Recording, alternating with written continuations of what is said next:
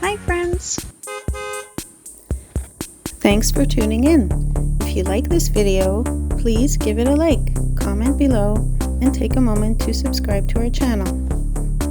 You might notice a smoky haze in the sky in this video. Smoke from wildfires burning in northern Canada has drifted into the area. It's something many parts of Canada experience during the summer months. Welcome to Elie, Manitoba, a charming and peaceful community nestled in the heart of Canada.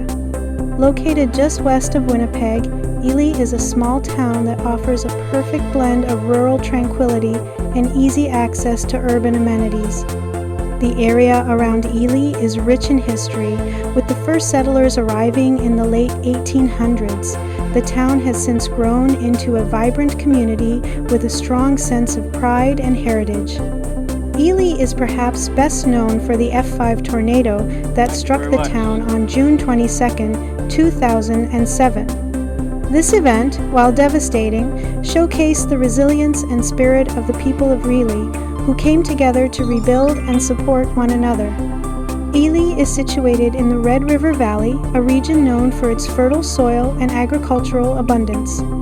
The landscape is characterized by vast fields and open skies, making it an ideal location for farming and outdoor activities.